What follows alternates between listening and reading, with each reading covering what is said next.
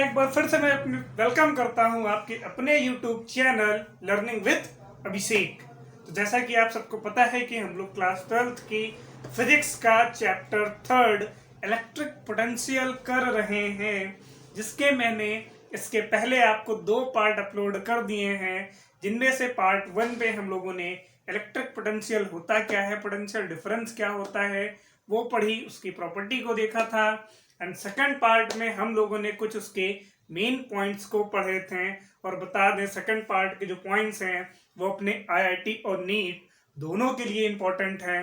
And जो third point है आज का, ये भी बहुत इंपॉर्टेंट सेशन होने वाला है। तो प्लीज आप सब मेरे साथ बने रहिए और स्टार्ट करते हैं आज का सेशन।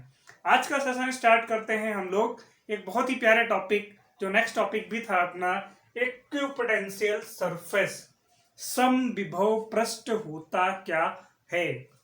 अब इसका जैसा नाम है वैसे ही अप्लाई कर दो बस। इन्होंने बोला इक्विपोटेंशियल, इक्यू मतलब इक्वल हो, पोटेंशियल हो और सरफेस पर। अगर इसको थोड़ा सा हम लोग एनालिसिस करें तो ई को कर दें क्या, इक्वल, देन पोटेंशियल को कर दें पीडी, देन सरफेस। इन 3 चीजों को अप्लाई करते हैं तो अपने आप ये डेफिनेशन बन जाएगी कि कोई भी सरफेस है जहां पर पोटेंशियल है और वो सब पॉइंट पर एक है। जो नाम है उसी नाम को डेफिनेशन बना दो। कैसे कि कोई सरफेस होना चाहिए। सरफेस किसमें? इलेक्ट्रिक फील्ड में। इलेक्ट्रिक का टॉपिक है। सरफेस हो, पोटेंशियल डिफरेंस हो, वो क्या हो, हर पॉइंट पर सेम हो, उसे ही क्या कह देंगे हम लोग, इक्विपोटेंशियल सरफेस। डेफिनेशन मैंने पहले ही नोट डाउन कर दी थी ताकि ज्यादा से ज्यादा आपका टाइम मैं कवर कर सकूं, बचा सकूं।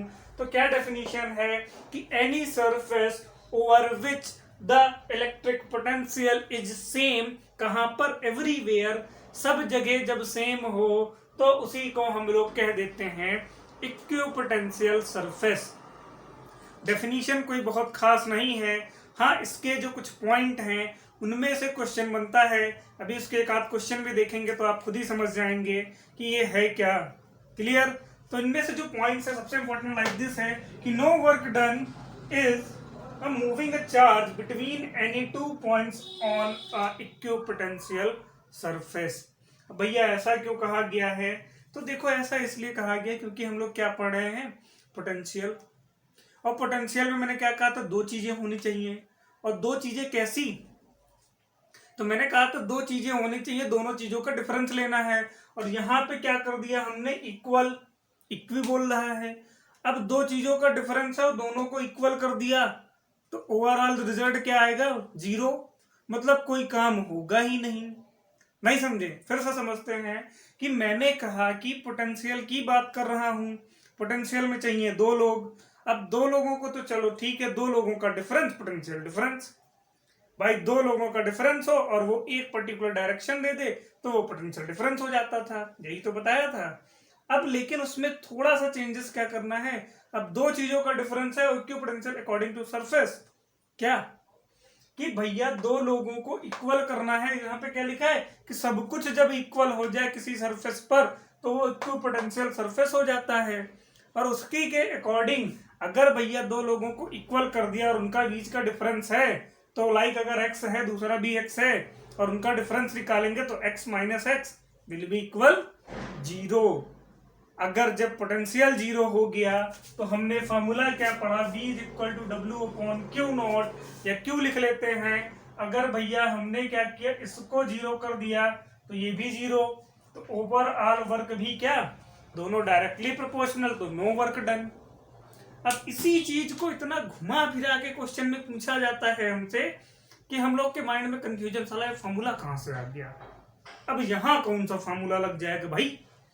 तो याद रखना, अगर हमने थ्योरेटिकल पार्ट्स पे थोड़ा ध्यान दे रखा है कि कभी भी अगर सेम सरफेस बना दिया और दुनिया की लैंग्वेज मैंने लिख डाली है और आप अपने कॉन्सेप्ट पर हैं और इक्विपोटेंशियल सरफेस कह रहा है, तो सीधे आंसर कुछ ना लिखना, सीधे 0 लिखाना, आंसर सही हो जाएगा। क्लियर? चलो, इसी पर एक नेक्स्ट पॉइंट ये है कि इलेक्ट्रिक फील्ड लाइंस जो होती हैं वो इक्विपोटेंशियल सरफेस पर हमेशा परपेंडिकुलर पास होती हैं। और इसी में एक पॉइंट क्या हो सकता है कि दो इक्वल पोटेंशियल लाइंस अगर इलेक्ट्रिक फील्ड में हैं तो कभी भी दो लाइनें एक दूसरे को इंटरसेक्ट नहीं करेंगी। क्यों? कॉन्सेप्ट वही इलेक्ट्रिक वाला कि दो लाइन जब एक दूसरे को इंटरसेक्ट कर देंगे तो भैया उनकी डायरेक्शन कितनी? दो डायरेक्शन। अब तुम्हें पता है कि इलेक्ट्रिक में can not be possible for दो डायरेक्शन, है ना? दो डायरेक्शन पॉसिबल नहीं है। तो ये एक छोटा सा टॉपिक था इक्विपोटेंशियल सरफेस का। अब इसके बाद हम लोग नोट डेरिवेशंस करते हैं, बट इसके पहले थोड़े से कुछ एक्सरसाइज के क्वेश्चंस कर लेता हूँ इक्विपोटेंशियल सरफेस के। मैं नोट डाउन कर देता हूँ ताकि आपका टाइम बच जाए।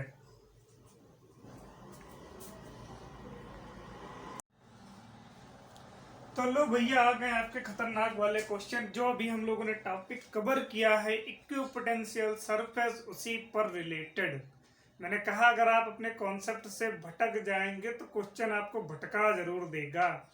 आईएससी 2016 का आया क्वेश्चन है, क्लियर। और देखो क्वेश्चन कैसा घुमाया गया कि इन्होंने एक सर्कुलर पथ लिया जिसकी आर्क एम और एन दे दी और बोला कि जो इसका सरकमफ्रेंसेस है उस पर आई करंट क्या हो रही है? फ्लो हो रही है। स्मॉल आर अगर इसकी रेडियस है, एम टू एन अगर डिस्टेंस एल है, तो हमसे कह रहा है कि भैया वर्क डन बताओ। इन्होंने क्या बोला कि एक जो क्यू चार्ज है इसको फिक्स कर दिया, एक अनदर चार्ज को ले आ रहे हैं, उसको इस पर क्या करना है? रोटेट करना है, जिस पे क्या है? इसको घुमाना है। एम एन की लेंथ दे रखी है, सरकमफ्रेंसेस पर आई करंट भी फ्लो हो रही है, और कह रहा है रेडियस जो है वो आर है। किसके लिए? O to Q and O to again Q. तो मुझे बताना है कि वर्क डन कितना होगा। तो भैया हमें इतनी फिजिक्स नहीं आती कि सब कुछ दे रखा है, वर्क डन कह रहा है, लेंथ भी दे रखा है, अब सोच में पड़ गए कि फॉर्मूला क्या लगे, है ना? तो देखो पहले क्या कह रहा है कि इक्विपोटेंशियल सरफेस की बात कर रहा है या वर्क डन की बात कर रहा है। तो हमें क्या पता है कि कोई भी अगर सर्कल ड्रॉ है तो सर्कल पर क्या रेडियस तो भैया दोनों की सेम ही होंगी। एक रेडियस क्या 10 रेडियस बना दो, लेकिन उसकी सर्कल की मीन पोजीशन से सरकमफ्रेंसेस की डिस्टेंस तो नहीं चेंज हो जाएगी। वही कहा कि ये लेंथ देखो ये लेंथ देखो, तो डिस्टेंस कितनी? अकॉर्डिंग टू इक्विपोटेंशियल सरफेस कह लो या पोटेंशियल डिफरेंस, दोनों में क्या बताया था भैया? लेंथ सेम हो गई, एल हो गई इसकी, एल हो गई इसकी, एल माइनस एल 0। तो सीधे सीधे लिख देना क्या? नो वर्क, कोई वर्क नहीं होगा, क्वेश्चन कुछ भी ले आओ, या फिर कितना? 0 वर्क। ये फाइनली हो जाएगा इसका रिजल्ट। इन्हीं के सेम कॉन्सेप्ट पर एक क्वेश्चन और दे दिया कि how much work is done, कब? इन टेकिंग अ इलेक्ट्रॉन है मेरा, कहां पर? न्यूक्लियस में है, और वो क्या कर रहा है? घूम रहा है। कैसे? तो न्यूक्लियस मुझे पता है कि सर्कुलर होता है, वो घूम रहा है, घूमने दो। तो मुझे क्या बताना कि कितना वर्क इज डन होगा, तो मुझे ये बताना कितना वर्क डन होगा। फिर वही कॉन्सेप्ट लगाते हैं कि सर्कल के जो होगी रेडियस वो हर पॉइंट पे सरकमफ्रेंसेस से डिस्टेंस अलग अलग होगी क्या? जब डिस्टेंस अलग अलग नहीं होगी तो बिना माइंड में ज्यादा जोर डाले कोई फॉर्मूला अप्लाई नहीं करना, क्योंकि थ्योरी में हमने पढ़ा है कि अगर डिस्टेंस इक्वल है तो वहां पर पोटेंशियल जो होगा वो कितना आएगा? डिफरेंस होता है, दो चीजें इक्वल हो गई 0। अगर वर्क डन की बात करता है तो V is equal to W upon Q पढ़ रखा है, और W is equal to F into D पढ़ रखा है। F तो चलो पढ़ा रहने दो, D क्या होता है? डिस्प्लेसमेंट, और डिस्प्लेसमेंट को यहाँ पे क्या कर देते हैं? d2 माइनस d1 कर लो। डिस्टेंस क्या है दोनों के लिए? क्या? F into L minus L, L minus L 0, 0 into F 0, F 0 तो वर्क 0, वर्क 0 तो पोटेंशियल 0। तो क्वेश्चन कितना भी घुमा दे वो हमसे चाहे कह ले कि वर्क डन क्या होगा, पोटेंशियल डिफरेंस क्या होगा। अगर याद रखना सर्कुलर पथ है जहां पर डिस्टेंस और लेंथ सेम है तो वहां पर वर्क डन कितना आएगा? ऑलवेज 0, और कोई कंडीशन नहीं आएगी। ठीक है, चलो नेक्स्ट। के बाद पोटेंशियल स्टार्ट क्यों किया, अब उसका रीजन आपको पता चल जाएगा। क्यों भैया गॉस की थ्योरम को बीच में क्यों स्किप मार दिया? उसका रीजन था कि वहां पर भी हम लोगों ने क्या पढ़ा था, इलेक्ट्रिक डायपोल के बारे में। इलेक्ट्रिक डायपोल पढ़ा तो उनके दो डेरिवेशन भी पढ़े। डेरिवेशन क्या था कि इलेक्ट्रिक फील्ड बतानी थी एक्सेस ऑन डायपोल पे और इंड ऑन पोजीशन पे, यही तो थे। यहां पर भी कुछ ऐसा ही कार्यक्रम है, ऐसा ही कुछ सिस्टम है। तो मैं जल्दी से एक बार डायपोल रिकॉल करा देता हूं कि डायपोल को हम लोगों ने P से लिखा था और P इज इक्वल टू क्या बताया था, 2L इंटू क्यू। और कंडीशन क्या थी, डायपोल तब बनता है जब two equal and opposite charges एक डिस्टेंस पर हो तो वो हमेशा डायपोल मेक करते हैं, यही तो पढ़ा।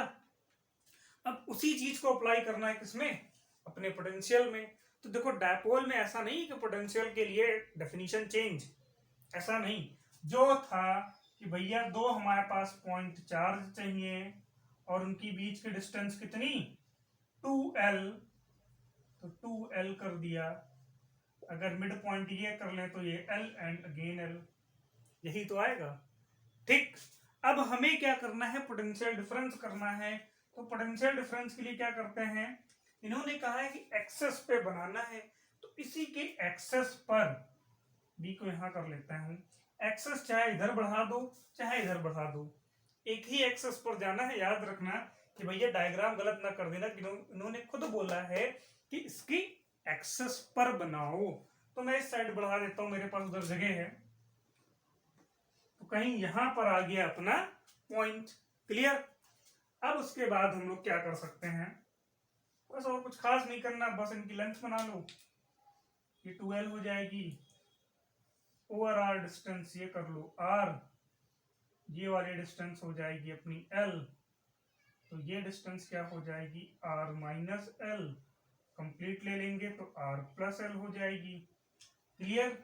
जब हम लोग डिस्टेंस माइनस क्यू लेंगे तो R प्लस L डिस्टेंस होगी, जब प्लस क्यू लेंगे तो R माइनस। क्लियर। याद करने का तरीका भी है कि यहां माइनस तो यहां प्लस, यहां प्लस तो यहां माइनस। बस एक बार पोटेंशियल पॉइंट ए के लिए लगा देना, एक बार पॉइंट बी के लिए लगा देना।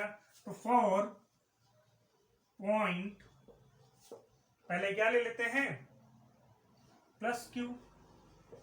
प्लस क्यू के लिए formula V1 is equal to 1/4πε0 Q upon, क्योंकि दोनों ही क्यू क्यू है, Q1 Q2 नहीं रखा है, काय के लिए फर्जी में कंफ्यूजन हो।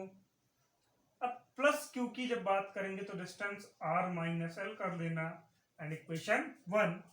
देन अगेन क्या हो जाएगा, फॉर पॉइंट माइनस क्यू, तो ये बना देगा V2। तो V2 के लिए क्या कर देंगे 1/4πε0, देन Q तो वही रहेगा R प्लस L हो जाएगा, इक्वेशन 2 कर देना। फिर क्या करते हैं, टोटल पोटेंशियल कितना होगा, तो इक्वेशन 1 प्लस 2 कर देना, तो V is equal to V1 plus V2 कर देना। Then again V is equal to V1 की वैल्यू क्या है, 1/4πε0 Q upon R minus L। देखो ये गलती कभी मत कर देना, इक्वेशन 1 प्लस 2 लिखा है तो पहले 1 ही लिखना, देन अगेन 2। क्लियर। यहाँ पे माइनस क्यू है तो भैया याद रखना कि पोटेंशियल में साइन बहुत लंबा रोल करता है। पॉजिटिव था तो कोई दिक्कत नहीं, नहीं शो किया लिख लो, अच्छा। नेगेटिव है तो नेगेटिव शो भी कर देना। देन इक्वेशन 1 प्लस 1/4πε0, अब यहाँ पे क्या minus Q upon R plus L, equation 2। Then again V is equal to common क्या हो सकता है, 1/4πε0 एंड Q, तो यहाँ पे लिख लो Q upon 4πε0 in bracket 1/R minus L, ये प्लस है ये माइनस, माइनस कर देगा 1/R plus L, equation close. अब बस इसी को क्या करते हैं, सॉल्व कर लेते हैं बोर्ड पे डिजाइन बना कर लेके। अब बोर्ड पे डिजाइन ये बन गई अपनी। क्लियर। अब यहाँ पे V इज इक्वल टू 1 या Q अपॉन 4πε0, देन एलसीएम लेकर के सॉल्व कर देते हैं, cross multiplication as you wish. Clear?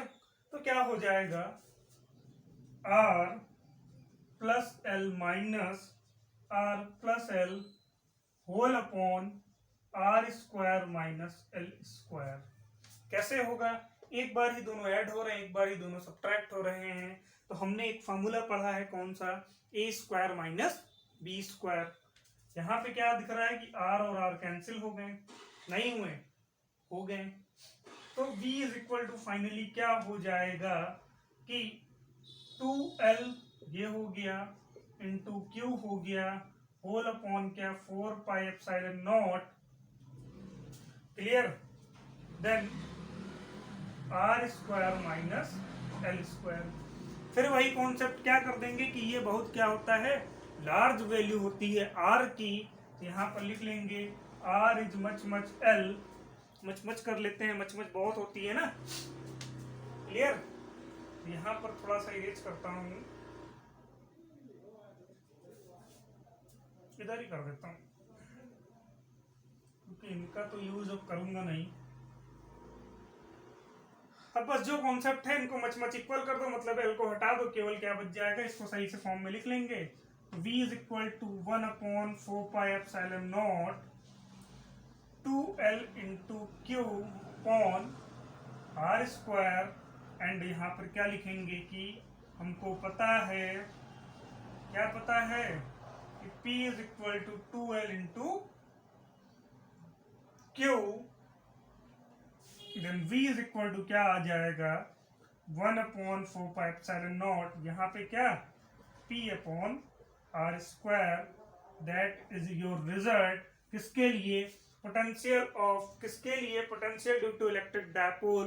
कहाँ पर? एक्सेस की जब बात करेगा तो final result v is equal to 1 upon 4 pi epsilon naught p upon R square. यहाँ से मेरे मन में एक दिमाग में क्वेश्चन आता है जो आप सबके लिए होमवर्क है।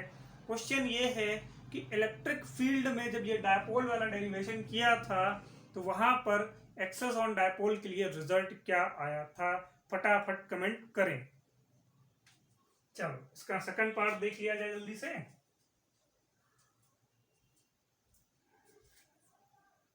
एक लास्ट आज का डेरिवेशन देखते हैं। और आज लास्ट डेरिवेशन देखने से पहले एक चीज याद रखिए, प्लीज चैनल को सब्सक्राइब करिए। जितने ज्यादा सब्सक्राइबर होंगे उतनी ही जल्दी अपना चैनल मोनेटाइज हो जाएगा, तो हम लोग लाइव भी पढ़ेंगे। तो ये रिक्वेस्ट कह सकते हैं, ऑर्डर तो नहीं दे सकते हैं। Clear class? चलो नेक्स्ट, अब ये वाला डेरिवेशन आ गया कि इक्वेटोरियल ऑफ अ लाइन होगा क्या। तो इसके पहले इलेक्ट्रिक फील्ड में भी तो यही सेम पॉइंट आया था। वहां का याद करो डायग्राम कैसा था। फिर डायपोल बनाना है तो चलो फिर डायपोल बना दिया कि हमारे पास दो डायपोल हो गए भैया। डायपोल तब बनेगा जब एक प्लस क्यू होगा, एक माइनस क्यू होगा, बीच की डिस्टेंस 2l हो जाएगी। अब इन्होंने बोला है कि इक्वेटोरियल लाइंस होना चाहिए। अब ये नहीं बोल रखा है कि उसी की एक्सेस पर हो। तो कहां पर अपना पॉइंट फिक्स कर दिया? मिड पे पॉइंट P डाल दो। अब इनको क्या करते हैं, मीट कर देते हैं।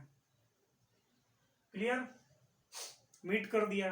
मिड पॉइंट से भी एक लाइन ड्रॉ कर दो ताकि इक्वल लगे। ये डिस्टेंस अगर r ले लें, इसको l ले लें, बस खत्म डेरिवेशन। अब हमें क्या करना है, फिर वही लिखना है, पोटेंशियल डिफरेंस फॉर किसके लिए? प्लस क्यू पॉइंट चार्ज के लिए। तो v1 is equal to 1 upon 4 pi epsilon naught Q upon, यहाँ पर क्या कर सकते हैं, ए बी कर लो इनके नाम। तो क्या हो जाएगा, पी ए इक्वेशन 1। सिमिलरली फिर पी डी निकाल लेते हैं माइनस क्यू के लिए। तो देन v2 क्या हो जाएगा, 1 upon 4 pi epsilon naught minus Q upon P B equation 2। मैंने बताया ना कि पोटेंशियल में साइन रोल करता है, इलेक्ट्रिक फील्ड में नहीं कर रहा था क्योंकि कूलम बाबा की कृपा थी। यहाँ पर पोटेंशियल में किसी भी बाबा की कोई कृपा नहीं है, तो कृपा बरसेगी नहीं। तो आगे क्या कर सकते हैं, एक चीज ये पता है कि इक्वेटोरियल लाइन से तो मतलब क्या कि P A is equal to P B. तो फाइनली क्या लिख सकते हैं कि v2 is equal to 1 upon 4 pi epsilon naught minus Q upon P A equation 3। Final क्या हो जाएगा या टोटल पोटेंशियल कितना हो जाएगा, तो V is equal to V1 plus V2 दोनों की वैल्यू पुट कर दो 1/4πε0 Q upon PA then minus 1/4πε0 Q upon PA। काफी मजा आती है जब ऐसे कैलकुलेशन इतने लंबे लंबी और सीधे कट करके रिजल्ट क्या दे दे, 0। तो एक चीज कंफर्म होती है, क्वेश्चन भी एग्जाम में बनता है कि पोटेंशियल निकालना है इक्वेटोरियल लाइंस के लिए, डायपोल में पोटेंशियल कितना होता है, याद रखना 0। और इसी में बनता है कि इलेक्ट्रिक फील्ड में कितना। तो क्वेश्चन को पहले प्रॉपर पढ़ लेना, क्योंकि 4 नाम एक साथ आते हैं तो माइंड में कंफ्यूजन जरूर आती है। तो वहां याद रखना वो इलेक्ट्रिक फील्ड है, जहां याद रखना ये इलेक्ट्रिक पोटेंशियल है। तो आज के लिए बस इतना ही क्लास, नेक्स्ट क्लास में मिलते हैं हम लोग, आगे न्यूमेरिकल्स भी सॉल्व करते हैं और इसकी एक्सरसाइज को भी देखते हैं। तो आज के लिए बस इतना ही क्लास। Thank you everyone.